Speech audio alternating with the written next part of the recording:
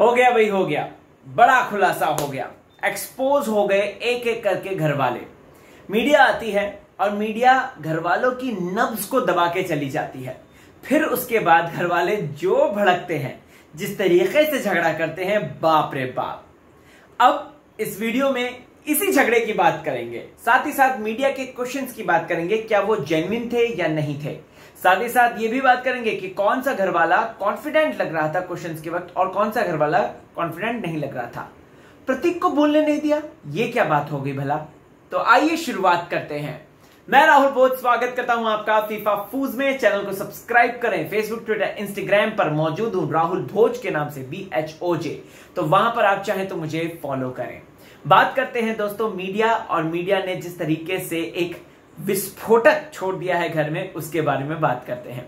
सबसे पहले तो हम देखते हैं कि एक एक करके क्वेश्चंस का दौर आता है। शमिता शेट्टी कहीं ना कहीं मैंने देखा कि टारगेट पे टारगेट हुई। वो कहते हैं ना कि भले ही आपको करण जौहर की तरफ से थोड़ा सा सपोर्ट मिल रहा है या फिर बायस्ड आप थोड़ा सा दिखाई दे रही हैं, राइट, जिस तरीके से मूस ने भी इल्जाम लगाया और प्लस अक्षरा और सभी ने घर से बाहर निकलते हुए जो बात बोली है, तो यही इंटरप्रिटेट आ रहा है कि शमिता के प्रति जो है थोड़े से मेकर्स बायस है।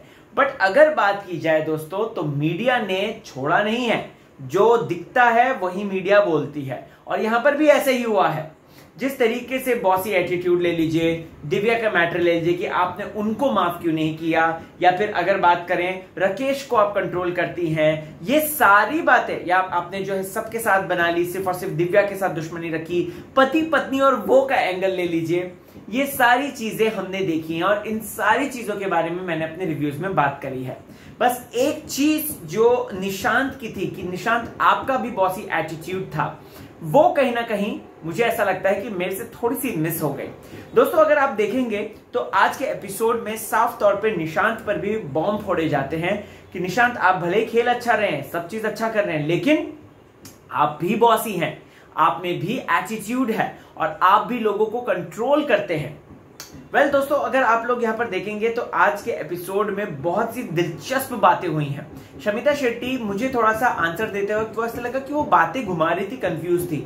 जब उनसे सरिता मैम ने साफ पूछा कि आप पति पत्नी और वो का एंगल तो नहीं बना रही हैं, और देखो भाई ये हमें दिखता है, हमें दिखा था तो हमने बोला, और वो सबको माफ करके बैठी हैं, सिर्फ दिव्या को नहीं कर रही हैं। वो उस लड़के तक को माफ कर रही हैं जिसके लिए उसने पहले बोला था शमिता शेट्टी ने कि ये लड़का मेरे को जो है ठीक नहीं लग रहा है, यानी कि प्रतीक सेजपाल, उसको भी माफ करके उसको दोस्त बना लिया। तो शमिता शेट्टी से ऐसी दूरियां क्यों।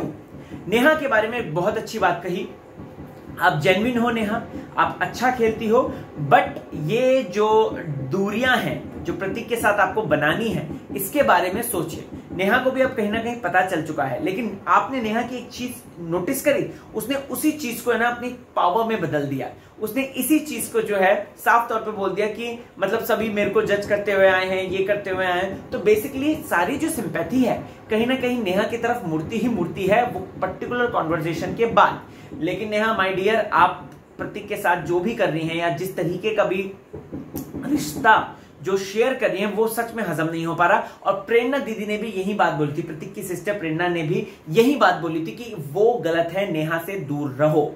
प्रतीक को आज मौका नहीं मिला। मुझे ऐसा लग रहा था कि प्रतीक को काफी लोग टारगेट करेंगे। सिर्फ एक पत्रकार ने उनसे बोला कि आप मुझे बदतमीज दिखाई दिए थे, लेकिन उसके बाद आपका इमोशनल एंगल, इमोशनल साइड भी दिखाई दिया। दिव्या और प्रतीक की दोस्ती को लेकर था, मुझे समझ में नहीं आता कि प्रतीक ने बोला कि जो है दिव्या ने मुझे 3 दिन पहले, शो से 3 दिन पहले जो है कॉल किया और बात करी।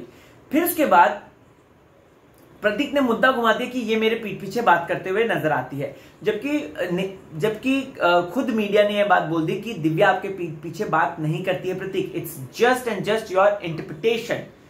एक सवाल जो सबके होश उड़ा देने वाला था, वो मिसोजिनिस्ट कमेंट। क्या आपको लगा दिव्या मिसोजिनिस्ट थी?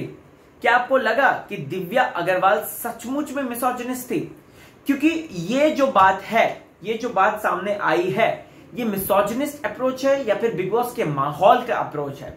क्योंकि यही बात, राइट, यही बात जब अक्षरा, मूस ये लोग थे, तब यही बात जो है शमिता शेट्टी बोलते हुए नजर आए थे, राइट।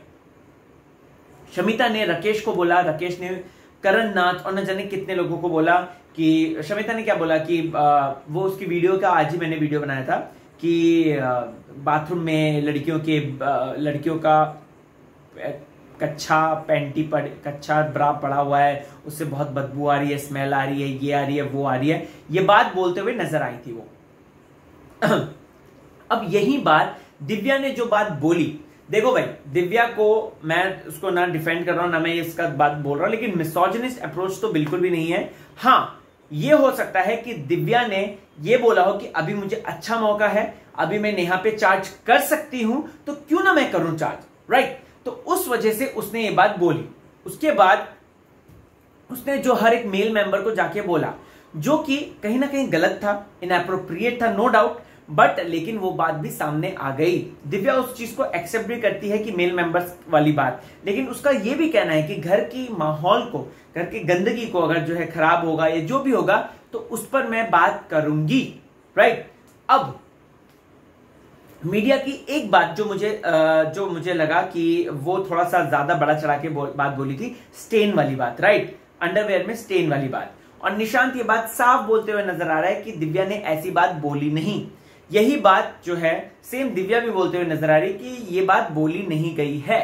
देखो बिग बॉस तो है ना बातों का शो है, बिग बॉस मुद्दों का शो है, और यहां पर जो जितने ज्यादा मुद्दे बनाएगा, जितने ज्यादा जो मुद्दे क्रिएट करेगा, डेफिनेटली उसको फायदा होगा। तो यहां पर ये मुद्दे से नेहा को एक अलग तरीके का एंगल मिला है, राइट। प्लस नेहा के साथ साथ नेहा की जो फ्रेंड है शमिता, उनको अलग एंगल मिला है। बात करें अगर दोस्तों तो इनकी क्या कहते हैं दिव्या अग्रवाल की, तो ये और निशांत घर के असली रियल विलन्स बनते हुए नजर आ गए हैं। मीडिया कॉन्वर्सेशन के बाद कहीं ना कहीं ये एक विलन की तरह घर में देखे जा रहे हैं। क्या वैसे अब तो 3 दिन है, देखते हैं कि क्या होता है, लेकिन थोड़ा सा मुझे ऐसा लगा कि गड़बड़ कुछ हो रही है। अब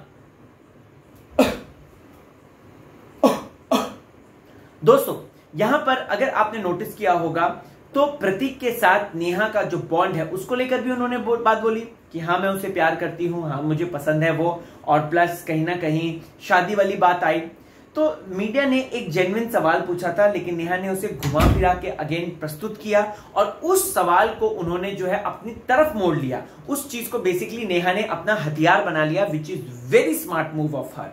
राकेश से कोई ज्यादा सवाल नहीं पूछे गए, सिर्फ और सिर्फ सरिता मैम ने पूछा था कि आप जो है उनकी फ्लाइट पकड़ के निकल रहे हैं।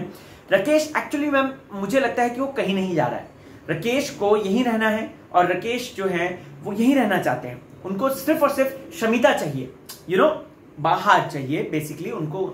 शमिता के साथ कंफर्ट जोन ले लीजिए या फिर शमिता के साथ अच्छी बॉन्डिंग ले लीजिए, तो राकेश का सिर्फ और सिर्फ यही मतलब है। और यही बात उनकी नीस कल बोलते हुए नजर आई थी कि राकेश आप गेम खेल रहे हो उससे ये हो सकता है, which is very true and I totally agree with that, वहीं उसके बाद दोस्तों अगर बात की जाए तो निशांत को भड़का देते हैं। निशांत को यही सेम बॉसी बात बोली जाती है।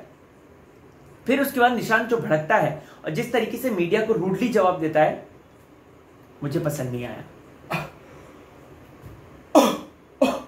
यहां पर दोस्तों निशांत को इस तरीके से रूडली जवाब नहीं देना चाहिए था, जो मुझे ऐसा लगता है। मीडिया है, क्योंकि कल को अगर आपका इंटरव्यूज के दौरान आपका इस तरीके का एटीट्यूड सामने आएगा तो कहीं ना कहीं मीडिया आपको बॉयकॉट करेगी, और जिस सक्सेस के लिए आप बिग बॉस के घर में आए हो वो सक्सेस आप नहीं पा सकते हो निशांत। आपको कहीं ना कहीं जो है चीजें छोड़नी पड़ेगी मीडिया के सामने आपको थोड़ा सा, क्योंकि देखो ना इजाज खान को कितना बुरी तरीके से लताड़ा था उन्होंने, कितना कैसा बिहेव किया था उन्होंने मीडिया के सामने, सोशल मीडिया पे उनकी बात चल रही थी।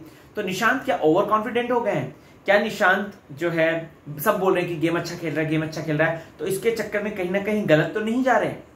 पता नहीं, आप मुझे बताइएगा कमेंट सेक्शन में।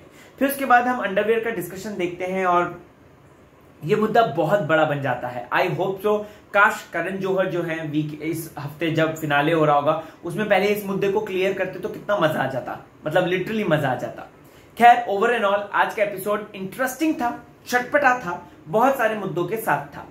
कुछ कंटेंडर्स एक्सपोज हुए, बुरी तरीके से एक्सपोज हुए, कुछ कंटेंडर्स और भी ज्यादा इंपावर हो गए, और कहीं ना कहीं प्रतीक और नेहा के बीच का बॉन्ड सबके सामने आया, जो कि बहुत ज्यादा प्योर है, रियल है, बट थोड़ी सी कम फिजिकल इंटीमेसी के साथ, जो मुझे लगता है। This is my view point. वहीं अगर बात करें तो राकेश को शमिता चाहिए, शमिता को ट्रॉफी चाहिए, दिव्या को ट्रॉफी चाहिए और निशांत को भी ट्रॉफी चाहिए, जो ऐसा देख के लग रहा है। आप बताइए मुझे कमेंट सेक्शन में जाके। बने रहें चैनल के साथ, देखते रहें फीफा फूल्स।